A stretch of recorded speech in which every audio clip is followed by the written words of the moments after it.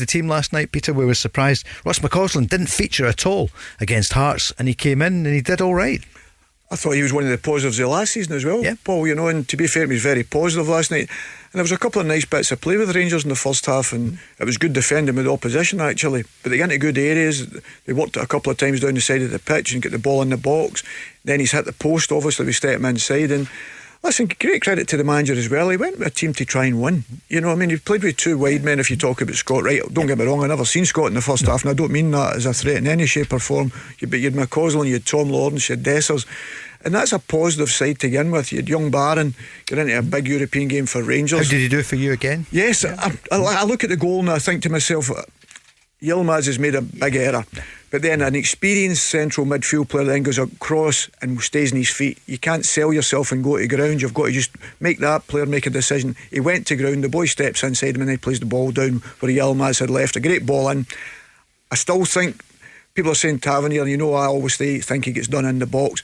I think it's more John Souttar this time, because I think John's got to stay against the centre forward. There's only one guy in the box. There's a difference when there's two or three in it. There was one guy in the box. Make sure he doesn't get it. Forget space. The space is not going to score. That's Jack Butland's job to do that. But when it's one striker, John's got to get against him. And I thought it was unfair that people were jumping on saying it was Tavernier again. Stephen, they could have scored early on. Tom Lawrence did well right at the beginning, but when they scored 37 minutes, and who else? It was always going to be Andrei Yarmolenko. He's 34 now, but he's still a player that you'd have to look out for. And it looked at that point as though not that Rangers would be overrun, but you worried for them then.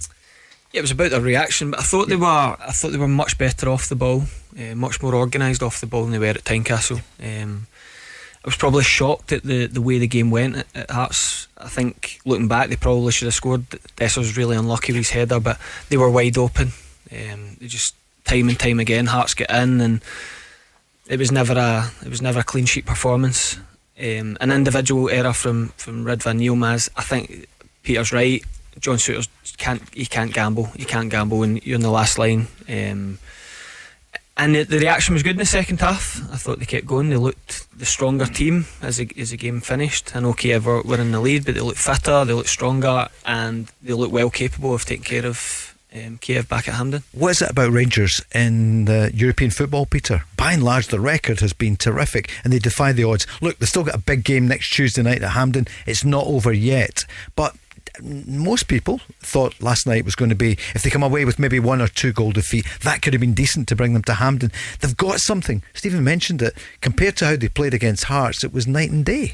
Yeah, but it's difficult, Paul. There was 2 10-minute spells in the first half. I felt they were getting overrun, and they dug in, and that's what you've got to do. You have to dig in. Games are hard. I played against so-called poor teams in Europe and been turned over. I got back to Neuchâtel. Everybody was telling us how poor Neuchâtel were. Roy Hodgson was imagining we get beat 5-1, but we were 4 down in no time, and it was quite incredible. We went to a back three. We'd never played it in our life and never even coached it. So wee things like that. So you make mistakes, but you've got to give Clement credit as well, because I thought his substitutions were excellent. He balanced it off. He got a little bit more help for Yilmaz on one side of the pitch when he's taking Scott right off. So that was Jefty. Did you like him? He looks unfit. He's not up to fitness. I thought he was blown, but it stopped that. He could use the ball. He wants to get by people. He knows the game. I think I'm right if he plays one deeper, but I thought it was a really good substitution. And you look at Czerny on the opposite side come on and had a hand on the goal.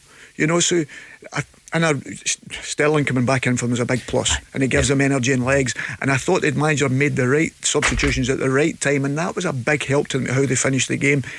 The problem they've got now is they're not coming back to Ibrox. That's a concern for me, because that has been, as you said, they've done really well in Europe in the respect to that, but coming back to Ibrox is completely different. Coming back to Hampden, and I can only talk for experience, and that was which was a solace really for me. Isn't that where the Rangers fans though can help? Look, we know it's not their own ground.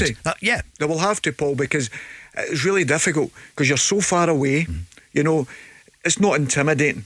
I don't think. I even think Scotland playing at Ibrox and Celtic Park is more intimidating and better for Scotland. That's me personally, because it's closer. Yes, of course. And you see all the top teams, the top games down in England, they're all right next to the pitch. Make it really difficult. And the high stands round people it all. Talk about Tynecastle here, how intimidating it is. Okay, I'm going to the extreme there in the respect of, but I'm talking about a national stadium. It should be a lot more intimidating.